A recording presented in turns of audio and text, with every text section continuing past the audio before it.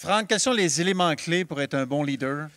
Je crois qu'on peut focaliser notre attention sur trois outils principaux. Le premier outil, quand on est un leader, il faut connaître son pourquoi. C'est finalement un retour au sens. Pourquoi je fais ce que je fais? Pourquoi je me lève le matin pour aller au travail? Quand vous êtes le matin à vous lever sans aucune envie, une sorte de mollesse dans le mental pour aller au travail, c'est parce qu'on a perdu le sens, le pourquoi de notre raison de se lever, d'aller au travail. 90% de la population manque souvent d'engagement dans sa mission tous les jours au travail. Et c'est vrai que du lundi au vendredi, la plupart des gens disent on ne peut pas être performant sans arrêt, on ne peut pas être toujours très motivé, très inspiré. La vraie réponse, c'est non, on peut faire cela. Non, je me suis planté. On va commencer. Ben non.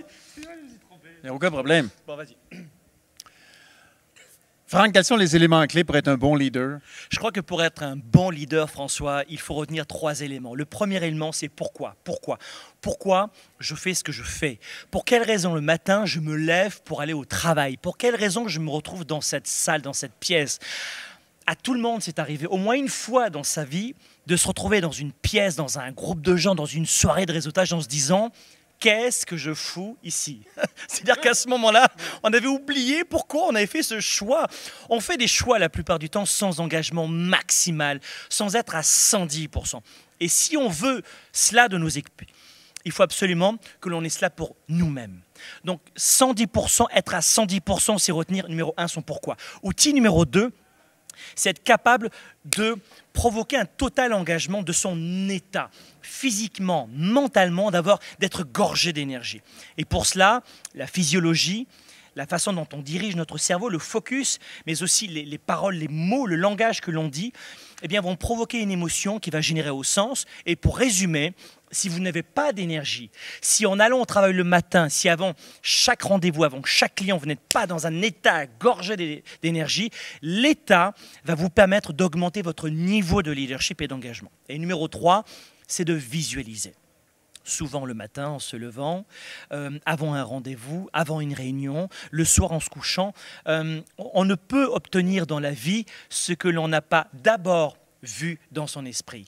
Et ça, ce n'est pas du tout ésotérique, c'est une façon d'anticiper. L'anticipation égale pouvoir. Anticipation égale pouvoir. Donc, la visualisation, c'est le troisième outil.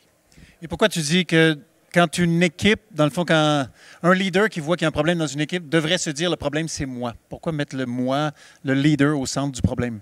En fait, la plupart du temps, on a le sentiment que c'est une raison de taxe, d'environnement, de société, d'employés, de structures, de brochures, mais il n'en est rien.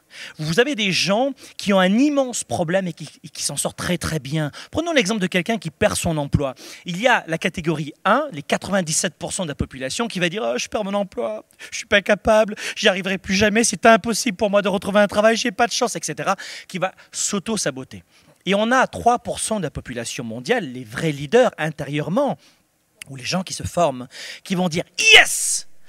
J'avais besoin de ce coup de pied aux fesses pour avancer. » On voit que le même événement, que le même environnement va provoquer des réactions différentes chez les gens. Donc ce n'est pas l'événement, l'environnement qui détermine nos résultats, c'est notre façon d'y réagir. Donc voilà pourquoi nous sommes le problème. Et si nous sommes le problème, nous sommes le résultat. Nicolas, merci infiniment. Merci. Merci encore.